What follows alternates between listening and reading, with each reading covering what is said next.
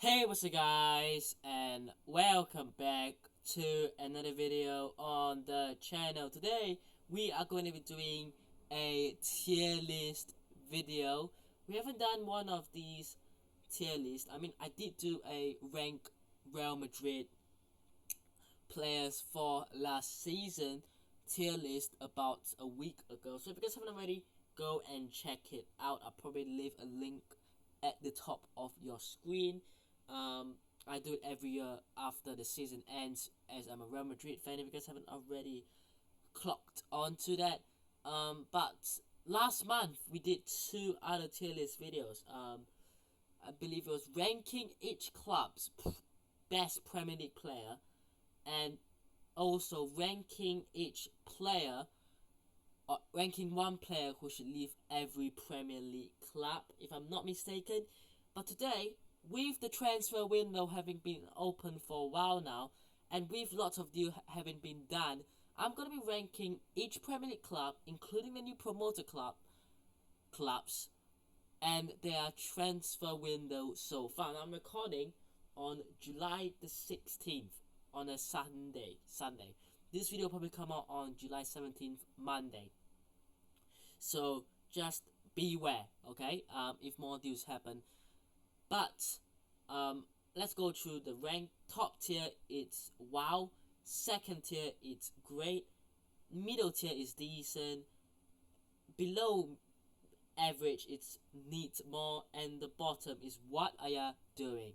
So let's begin with alphabetical order. Arsenal. Now I've got a list of deals that each club has done as well. So Arsenal, what deals have they done so far? In terms of the incomings, really impressive. Declan Rice from West Ham, £105 million. Kai Havertz from Chelsea, £65 million. And Jurriën Timber from Ajax, £38 million. Now these prices are from Sky Sports, by the way, so it's not, just a random made up. In terms of the outgoings, Granit Xhaka to Bayer Leverkusen, £21.4 million. Even the likes of Ainsley Maitland-Niles have left, and Pablo Mari. So they are clearing players out, and even players like Emil Smith-Rowe could still be out the door in the next few weeks. Overall, they were the second best team in the Premier League last season, and they really gave it their all for 90% of the season, and it was just that last bit that they couldn't really catch up to Manchester City. And who can? But so far, if I look at their window, Declan Rice is a massive upgrade on Granit Xhaka.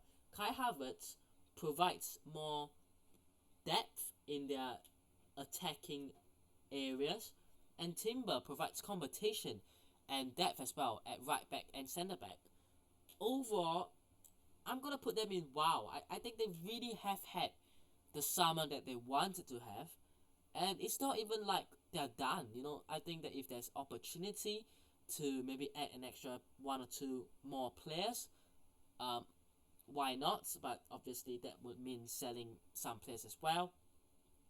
But I think if they just go into the season with the squad that they have right now, it wouldn't be too bad. I don't think Arsenal will finish out of the top 4 next season. I think with the squad that they have, with the additions of Declan Rice, Kai Havertz, and Jurriën Timber, I think I could see them finishing more than just top 4. I don't think they'll win the league, and we'll do a video closer to when the transfer window ends about doing my Premier League predictions. But I think that if the window gets better, I'm not sure how it can get better, but with the window that they've had so far, they are easily a top 4 side, and maybe they want more than that. Maybe they want to try to win the title this season, but as of now, it's an incredible window for Arsenal. Also, getting rid of some players that you don't really want to have at the club is important, so we'll get on to that. Next up, Aston Villa. Now, what have they done? Pau Torres from Villarreal for £33 million. Yuri Tielemans as well for free from Leicester. That's an incredible deal. Couple of players leaving, including Ashley Young and Jet Steer. from my Aston Villa career, my last year. Um, Great. It's been a great window so far. I think a player like Paul Torres was linked with like Real Madrid like 2 years ago, and it's not as if he hasn't been good, or he's not good enough for a top four team. Because if you look at the Premier League top four, he gets into, maybe he doesn't get to Man City, he gets into Manchester United, he gets into Arsenal, he gets into Chelsea. I mean, the top six. He gets into Liverpool next to Van Dijk. I think so. He gets into Spurs easily. So it's not as if he's a bad player, but I think that as a Real Madrid fan, like, I agree, right? Except for Real Madrid, Barca, and even Atletico to a certain extent, the rest of La Liga just don't really have a power to say no. That even clubs like Aston Villa, and I don't mean disrespect to Villa, but Villa aren't a top four, aren't a top six club. Like, okay, they finished sixth, but they're not considered like in the traditional top six. You know what I'm saying? So even a club like Villa, I think even Luton Town could come in and make an offer to Cardiff for one of their players, and I don't think Cardiff can say no. I think that's why the Premier League is deemed to be the best league in the world, because of the amount of money that they have. So it's almost like you can't say no, even if it's Aston Villa or it's a Liverpool, or whether it's Aston Villa or Man City or Liverpool, it doesn't matter. You don't have to be a Liverpool or Man City or Arsenal to afford such talent. Even Aston Villa can. And again, I'm not trying to disrespect Aston Villa.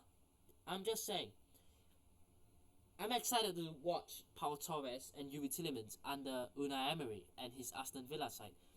I think that with the squad that they had last season, they got 6th or 7th, sorry. They can easily go for 6th. They can easily get into the top 6 and challenge Liverpool and Brighton and Spurs again. So it's exciting, really. Let's move on to Bournemouth. So they've done a couple of business. Justin Kluivert from AS Roma, £9.5 million. I think that's actually a bargain. I think that's actually a good deal, cheap deal. Hamid Traore on a permanent basis now from Sassuolo. Obviously, he was on loan for £20 million. And Romain Favour from Lyon for £12.8 million. Even though he's going out on loan to Lorient, I have no idea why he's going out on loan. But they've also lost a few players from the past. I mean, remember Siriki Dembele, Ben Pearson, Jefferson Lerma, Jack Stacey, Jonathan Zamora, Junior Stanislas. A few players from the past that are leaving. Maybe they might not be good enough, but I think squad depth is a bit of a problem for Bournemouth. I think a lot of people would say that Bournemouth might get relegated. I think a lot of people actually, I've watched a couple of prediction videos already, right? And I've seen some that have put Bournemouth in the bottom 3. And I don't agree that they'll get relegated, but I do agree that they need more depth in their team. Of course, they add in players like Kluivert and Traore are good additions, but 2 signings really isn't going to necessarily keep them up, especially when they've lost 6-7 players who were part of their team last season. I think the midfield, especially losing a player like Jefferson Lerma, is still a position that they haven't really addressed. Yes, they've got someone like Philip Billing who could do the job, but you want to add an extra body in that midfield. So there is still places for improvement in that team, but it's not a bad squad. It's just that they can guarantee themselves out of that bottom 3. Really, they want to be trying to finish 14th, 15th for the next season. So I think they need more. Moving on, we've got Brentford. A club record signing, I believe. Nathan Collins, £23 million from Wolves. Also Romeo Beckham, the son of David Beckham, from Inter Miami. Mark Flecken, the Freiburg goalkeeper, for £11 million. Jisoo Kim from Seongnam. I'm pretty sure it's a centre back, if I'm not mistaken. and Kevin Schade from Freiburg for £20 million. It's been a decent window for Brentford, hasn't it? I still think they need a striker. I know they've got Kevin Schade coming in, but it doesn't address, the issue that Ivan Toney has with his, ban until January 2024. So they still need a striker. Currently they've got obviously Kevin Schade, Johan Wissa can play them, Brian Mbeumo can play them, but I think they need an extra striker like Bournemouth. I don't think Brentford will go down, but I think to try to push for 10th and 9th and around that position again, they want to add more quality, and they should add more quality into that team. And overall, I think they've done well. I mean, Nathan Collins at the back is incredible. Mark Flecken in goal is good.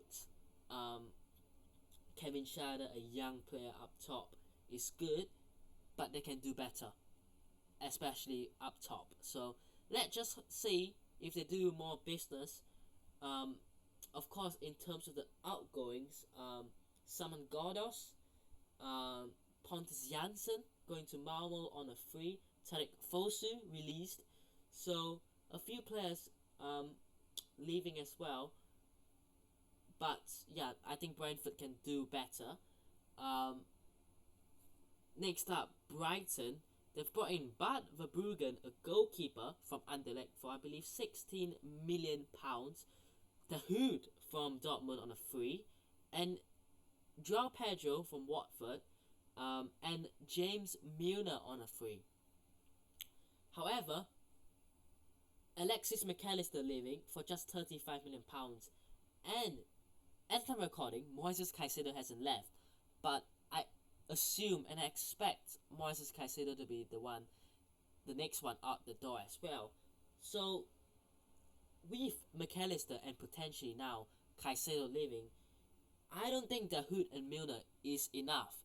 Like, yes, you're getting 2 players in for 2 players out, but the 2 players out are extremely talented. And I'm not saying that Dahoud and Milner aren't talented, but I think that it's very, very hard to replace the play style and the qualities of McAllister and Caicedo. That you need more than 2, you need 3, maybe even 4 players to come in that midfield spots.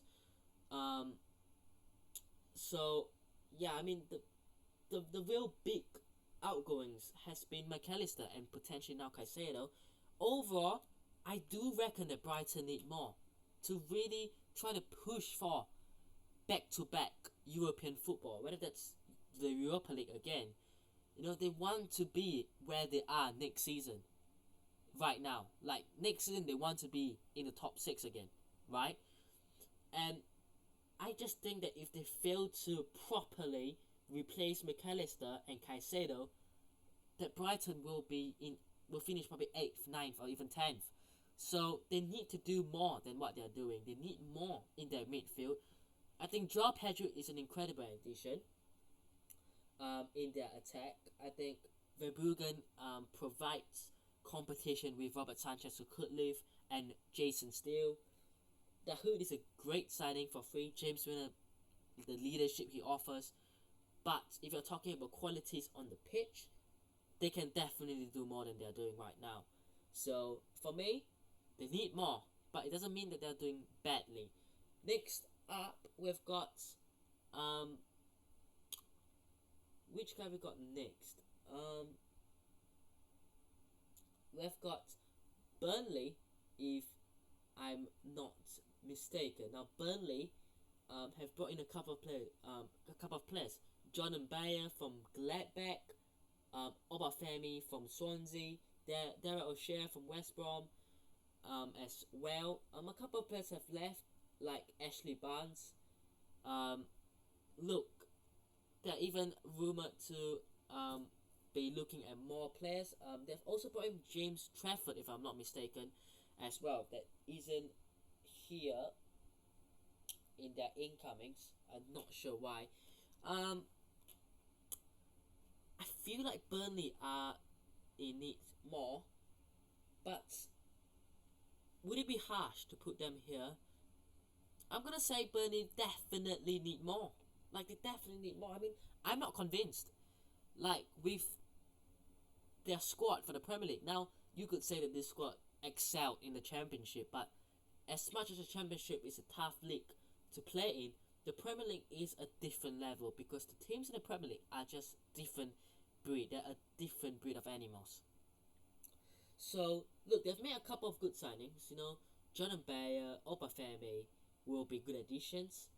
And they've lost a couple of players like Ashley Barnes and Matthew Lowton. But I just think that they need more quality. James Trafford coming in as well in goal is a good signing. Obviously, he's not really single-handedly, but he's saved in the 98th minute of the under-21 Euros, won England the Euros. So, look, they definitely need more. I don't think they're at what you're doing because they've definitely done quite a bit, but they need more. They need more. Moving on, we've got Chelsea.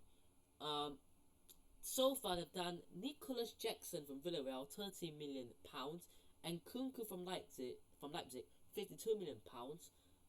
They've signed a couple more players as well, really. But as of now, like I said, Caicedo hasn't really been official just yet. But for me, what impressed me is what they've done in terms of their outgoings. Of course, with financial fair play, you need to get rid of a lot of these players, right? I think Kai Havertz to Arsenal, £65 million. We talked about it earlier on. Kovacic to Man City, we'll talk about that later on, for £30 million. Loftus-Cheek to AC Milan for £17 million. Mason Mount we'll also talk about later on for £60 million. Koulibaly to Al Hilal. Edouard Mendy to Al Ahly. Azpilicueta to Atletico Madrid. Kante to Al Ittihad. Baba Rahman to PAOK for free. They've also released a ton of players. Bakayoko. They've also gotten rid of David Fofana on loan to Union Berlin, and Christian Pulisic to AC Milan for £80 million. So you're looking at these players leaving like it's nothing. I think with the squad that they have and with the project that Pochettino is trying to put in this side, I think it's been a fairly great summer signings so far, and outgoings, especially outgoings really, that has really impressed me. Now, I don't think it's great because of who they've brought in. Again, they've brought in a striker, they've brought in a number 10, they probably need one or two more midfielders, and then you're looking at them being more sorted out in the team.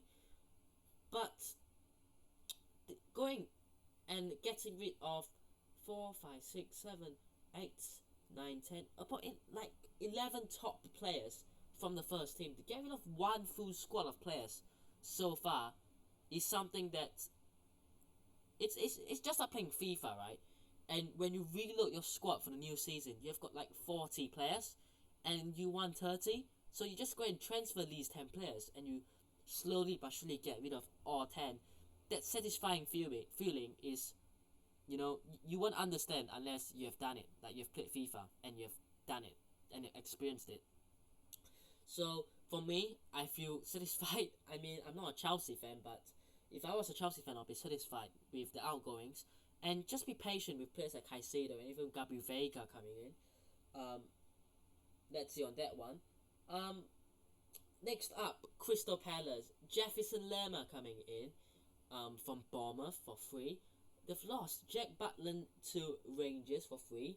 James McArthur. Luka Milivojevic. For me, what are you doing? What are you doing? I mean, they've lost 2 midfielders and they've replaced both with one. Now, again, it could be down to, we're still waiting to see what happens, but I think that this side has and was carried by the likes of Olise, Eze, even Zaha. I still think that you have to find better options for Odsonne Edouard up front and Mateta. Also the midfield, like I said, Lerma coming in is a good addition, but he's not going to solve all your midfield problems. Yes, you got Cheick Doucouré next to him, but you want to have an extra backup option in there as well. I mean, I think it's harsh to put them in what you doing. I think it could be need more. Do I put them here? Is it harsh? No, I mean, I feel like it's harsh. They haven't really lost big name players. It's not like Zaha has left and hasn't replaced him. James McCarter has left. Club captain Milivojevic has left. They've got Lerma in, but they haven't really been linked to any other players. I haven't really read much. I'm sorry if I'm mistaken and I'm wrong. Let me know in the comments. But I'm gonna put them in what are doing. If that's too harsh, let me know. Let me know, right? And let me know if you agree or disagree with any of these so far. But Everton, what they've done, Ashley Young has come in from Aston Villa for free. They've lost Ellie Sims to Coventry. Tom Davies was released. Begovic was released. Yeremina was released, and Andros Townsend was released as well. Another club that I'm like, what are you doing? Like, do Everton want to go for a relegation battle for 3 seasons in a row? Like, up top, I'm looking Calvert-Lewin. I mean, Sean Dyche. We know he's proper Brexit. 4-4-2. If Calvert-Lewin gets back to his best, who is he gonna play next to him? Like Neil Maupay? Like, really? I'm looking at the midfield and I'm going, okay, Adalbert Doucouré, Idrissa Gana Gueye, okay. At the back, Connor Cody has left. They've got James Tarkowski. Yeremina has left. Maybe they can rely on players like Ben Godfrey and Mason Holgate. But I'm worried for Everton because I think they could finish like 17th or 18th and they could get relegated. Remember, they survived. They just survived. And if they're gonna go out there and just get one player, and Ashley Young is a quality player that would give them experience, but he's not going to solve all their issues. I mean, this goes back to the point of Brighton. You know, one player isn't going to solve all your issues. You know, I mean, with a lot of these clubs, like signing 1 or 2 players isn't going to solve all your issues. You know, you need more than that. You need more bodies. And I'm worried for Everton if they don't go out there and, you know, get a couple more players. Really. Considering that they were really, really close to get relegated for 2 seasons in a row. And they're not fully backing Sean Dyche. But let's move on to Fulham. They've done nothing. I don't think they've signed a single player so far. A lot of players have left. Now, I'm pretty sure Williams' Fulham contract expired. Let's see if they'll sign him back. Mitrovic had a proposal from Saudi Arabia. Now, Fulham rejected that offer from Saudi for Mitrovic. But on top of that, they've had players like Shane Duffy leave, Gazzaniga, and not much else really. A lot of players have left, but they're not huge players. But no signings. What are you doing? The 3rd club in a row. What are you doing? Like, honestly, their score last season was good. Like, don't get me wrong, they finished in the top 10, didn't they? But if Mitrovic leaves, they have to replace him. If Mitrovic stays, you need an extra player to back him up. Because towards the back end of the season last season, Mitrovic was obviously not playing as much as he was and wasn't as clinical. And we saw a dip in form for Fulham. And I'm not saying that Mitrovic is a bad player. In fact, he's arguably the best player. But you need a player to be there to step up when Mitrovic isn't fit or when he's suspended or when he's injured. And in their squad, they don't have that. So, look, let's see what Fulham do. They still have time, but as of now, they're the least convincing. Even more less convincing than Everton. Liverpool. McAllister and Szoboszlai coming in. McAllister from Brighton, £35 million as we discussed. Szoboszlai from RB Leipzig for £60 million. They're looking at, again, Romeo Lavia and even Caicedo. I don't think that's going to happen. But for me, so far, their outgoings have been quite good. Like I said, James Milner going to Brighton for free. Oxlade-Chamberlain released.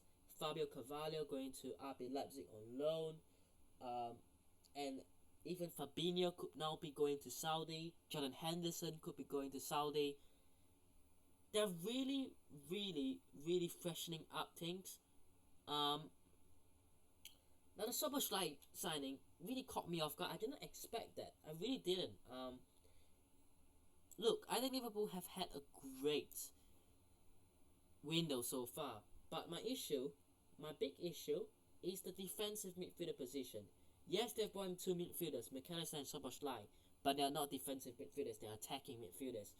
And then if they're going to convert and play a system that Pep Guardiola is doing for Man City or Mikel Arteta is doing with Arsenal, with Trent basically moving into the midfield, with Szoboszlai and McAllister and Trent, you don't really have a defensive midfielder in there.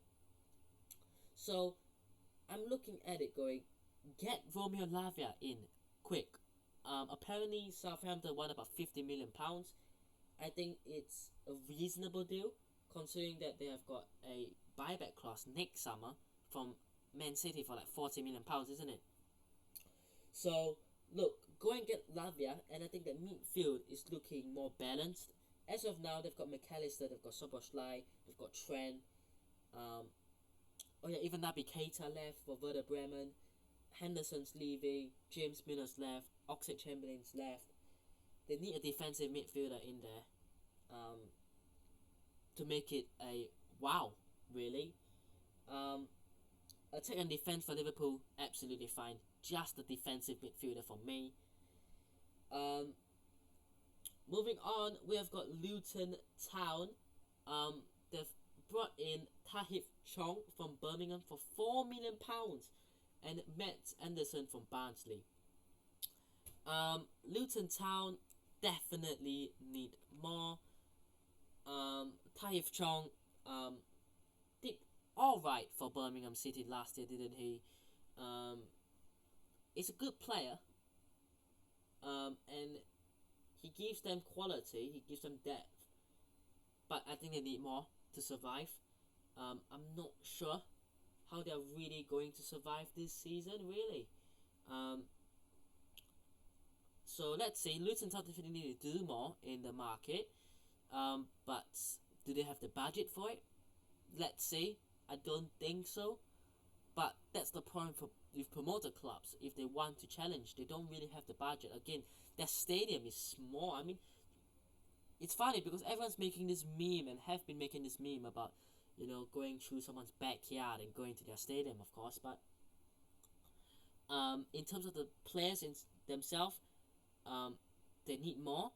But I think that they might not really need more, because this group of players have been going at it together for a few years now, and maybe the chemistry is what they need, rather than do what Nottingham Forest did last summer, where they just go out there and sign 15, 16, 17 players. So maybe I'm wrong on this one, but if we're talking about the transfer window itself, not just the squad, they need more. But again, I can get it if they just stick with the players they have. Next up, Man City. Now they've brought in Kovacic from from Chelsea for £40 million, and they are also apparently looking. It's £30 million. They are also looking to get Josko Gvardiol in as well. A couple of exits, but not much. I mean, Ilkay Gundogan going to Barcelona on a free. I think that is their biggest exit so far. Benjamin Mendy obviously being released. But apart from that, hasn't really been much going on in Man City. Again, a few exits could happen. Kyle Walker could still leave. Bernardo Silva could still leave. Aymeric Laporte could still leave. So yeah, keep a lookout on Man City in terms of their exits. And Josko Gvardiol will come in probably in the upcoming days. It's been a decent transfer window for Man City. I don't think it's been incredible. I don't think it's been great because it doesn't have to be an incredible signing because they're already at that level where they only need one or two players to come in to add to their fantastic squad. You know, unlike most of the teams here, Man City don't need much. They need one or two players to come in. In fact, I don't think they need anyone. But obviously, they go out there, they sign one or two more players, and they're like, okay, we are done. That's us done. And Kovacic is coming in to replace Gundogan, who wants to leave, and Gvardiol will probably replace Laporte, who wants to leave. And if Bernardo Silva or Kyle Walker leaves, they'll probably go out there and sign like Benjamin Pavard to replace Walker. So, look, Man City are currently not a team in the position of Arsenal are, where they are adding to their squad. Man City are replacing players that have been in this squad with players who are just as good, if not have the potential to be better. Which isn't a bad thing at all. Which is why putting them in decent isn't bad. You know, they don't have to be in WoW. In fact, they don't need to be in WoW. So let's see what happens. We're still waiting for Gvardiol to be a confirmed deal. Now moving on to the red side of Manchester United. They've only brought in Mason Mount as of now. They're also looking to bring in Andre Onana and Suzuki, the Japanese goalkeeper. Outgoing stuff like the hair getting released. I think the way he was treated and the way he left is embarrassing for a football club. I'll say. Also Phil Jones released. Exoton Zebe released as well. I think Man United need more players to come in. You know, they need to get more players in. Again, a lot of players could still leave. Fred could leave. McTominay could leave. Harry Maguire could leave. But you're not going to get these players moving on until you have a real solution, because the manager, Erik ten Hag, has to know that if he sells Harry Maguire, he's going to get a replacement. If he sells Fred and McTominay, he's going to get a midfield replacement. And he isn't getting that because the ownership is still in process, and it's probably going to be processed until August. So United, I will put them here just because of the shambolic state of the ownership, but they need more. They need more. Mason Mount is a good signing for Erik ten Hag. You know, Erik ten Hag like those hard-working 8s, and I think Mason Mount can provide that. Of course, he's a 10, but he can be an 8, and he's a hard-working player, so he kind of fits in that style of play that Erik ten Hag wants. And Andre Onana is a goalkeeper that, you know, comfortable with the ball, plays up from the back, something that I think Erik ten Hag wants from his goalie. And Suzuki as a backup goalkeeper, obviously not much to complain about. But striker, you know, they're looking at Rasmus Højlund. They were looking at Harry Kane and Victor Osimhen, but those deals are now basically off. I mean, even Rasmus Højlund, you're looking at that deal going, when's that going to be done? When's that going to be sorted?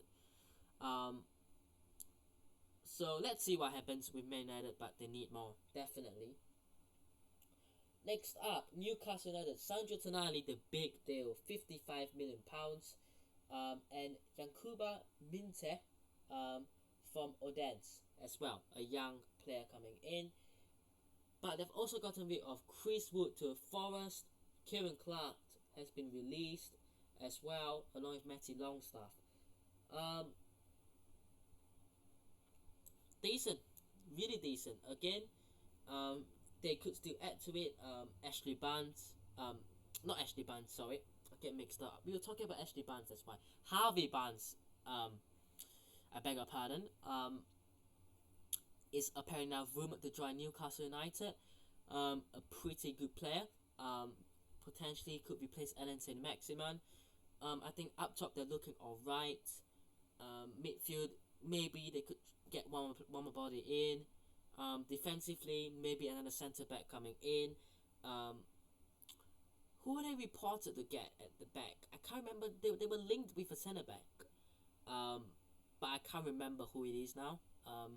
To be next to Sven Botman, but with the squad that they have, they got into the top 4 last season. If they add one or two players, Sandro Tonali come in, maybe another centre back, maybe another left back, maybe another striker or something, they can go for top 4 again. I think they've probably cemented themselves in the top 4.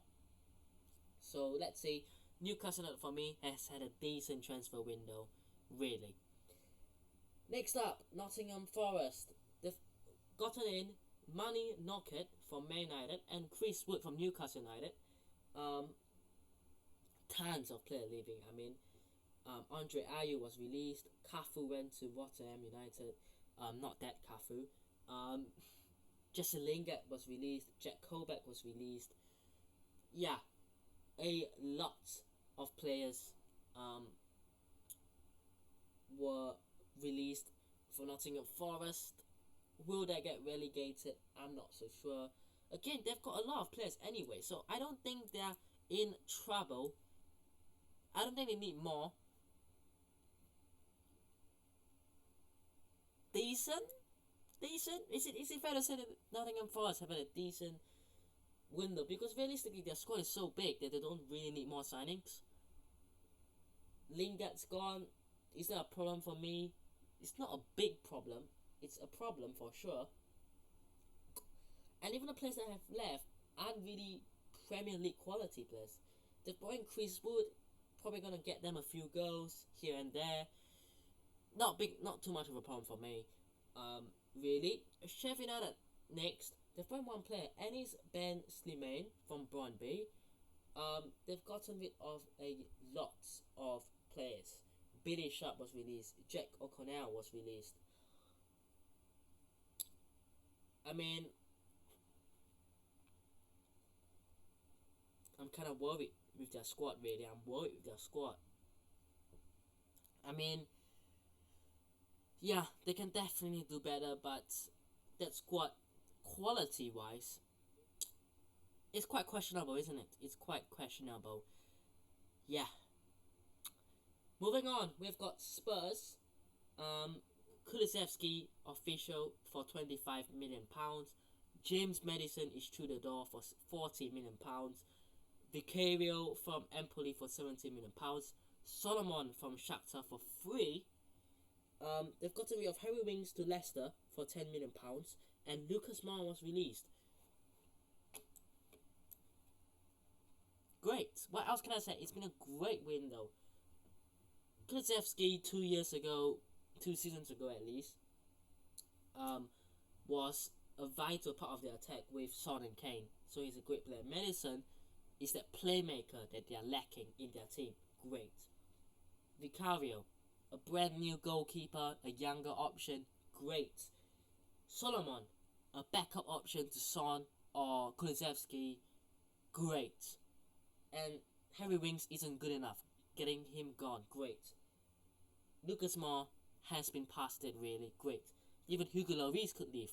I think that if they get 1 or 2 centre backs come in and the Harry Kane saga officially just stops, I think they could be up there with Arsenal in terms of the transfer window so far, because they are really focusing on positions that they need, but they still need centre backs. Of course, you know, Eric Dyer isn't really what you need. Davinson Sanchez isn't really what you need. Lenglet has gone back to Barcelona after his loan ended. Christian Romero is a good player, but you can't have just one centre back that is performing. You need one. If you're playing 4 at the back, you need both. If you're playing 5 at the back, you need 3. But they need 1 or 2 more centre backs minimally to make it incredible. Of course, I'm pretty sure Udogie is coming in this summer as well, if I'm not mistaken. Their squad, you know, Perisic is still there at wing back. They've got Pedro Porro on the other side, so I think the wing backs are pretty fine. With Jet Spence as the backup. Midfield for me, Højbjerg is good. Bentancur is incredible. But they could do with one more midfielder. Maddison just ahead of those two. Will provide a lot more assists and goal contributions that they have been lacking. With a front of Son, Kulusevski, and let's see what happens with Kane. Because if they sell Kane for £100 million, they can then reinvest on centre backs and maybe another midfielder and then maybe another striker. But so far, if they don't get those necessary improvements, I don't think they're on par with Arsenal in terms of their windows, because Arsenal have really gone and addressed the situation and the problems that they need. So for me, Spurs have had a great summer, but not wow. Last two clubs, West Ham and Wolves. We've been here for 40 minutes. Like, oh my days. But let's make this quick. West Ham, they've brought in one player, and it isn't even like a massive player. I mean, Sean Moore from Cliftonville. I have no idea what position he plays in. But the big one, Declan Rice to Arsenal for £105 million. You have to replace Declan Rice. Of course you have to. Artur Masuaku has gone to Besiktas. Lanzini has been released. For me, striker. I think Gianluca Scamacca will probably go to AS Roma. You need a striker. For me, midfield-wise, you're not going to rely on Souček, and except for that, you need another player. So, you need another two midfielders to come in. And they have been looking at Zakaria from Juve. Pretty sure he's back at Juve now. Of course, he had a loan spell at Chelsea last season. I think defensively they're all right. Aaron Cresswell, Kazuma, Aguet, Kara, Kufau, Fabianski, Areola. Back five, I think is fine. They've got good depth in goal. Backline, I think is fine. I think they need two midfielders. I think they need a striker and potentially another winger as well, because Paqueta at Cam is perfect. You got Benrahma on one side, you got Bowen on the other side, but you might want a bit more depth and rotational squad players, because they've got Europa League next season as well, remember, because they won the Conference League. So depth is obviously an issue. West Ham need more, definitely. I don't think they're bad, because they've only just sold Declan Rice, so they still need time to replace, but you need to get on that midfield ship fast. And lastly, we've got Wolves, who have brought in Boubacar Traore from Metz for £9.5 million, Tom King from Northampton for free. But here's where I find things problematic for Wolves: the outgoings. Connor Cody to Leicester for £7.5 million. Nathan Collins to Brentford for £23 million, as we discussed earlier on. Ruben Neves to Al Hilal for £47 million. Diego Costa released. João Moutinho released. I mean, they've lost two midfielders. They lost a striker. They lost a defender. They lost two centre-backs. Two defenders. And if they're going to continue playing this 3/5 at the back formation, they really don't have a centre-back now. They don't have a centre-back. Like, they've got Max Kilman. Like, Max Kilman is like the only defender I can think of that plays for Wolves. And he was rumoured to leave for Spurs. And if he leaves, they have no centre-backs. Defensively, a huge cause for concern. Midfield, a huge cause for concern. They've got Lemina, probably. But Neves leaving is huge. Moutinho didn't sign a new contract. It's huge. The front line, Pedro Neto, Danny Podence, the Adama Traore leave as well. I'm pretty sure he did. Jimenez could leave as well. Huang Hee-Chen, okay. But what are you doing? What are you doing, guys?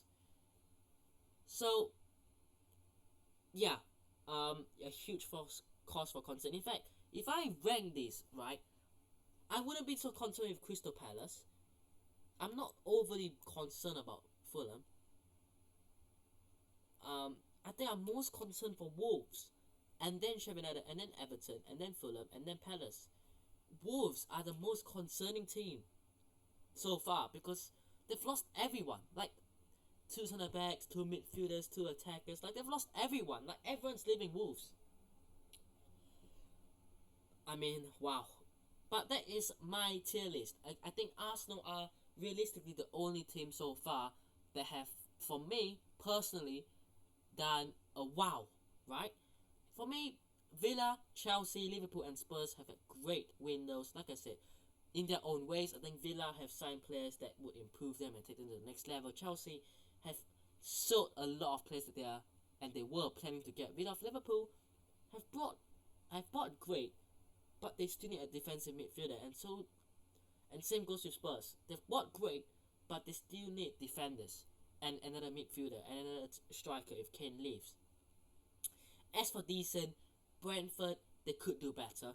They could get more players in. They've already gotten a few, but like I said, better. Man City, they don't really need to do much. Newcastle, like Man City, they don't really need to do much. And Nottingham Forest, they don't really need to buy much. And as for the need more, Bournemouth definitely need more. Brighton need more in their midfield. Burnley will need more in their whole squad. Luton Town, they might not need more because, they might want the chemistry that the players currently have.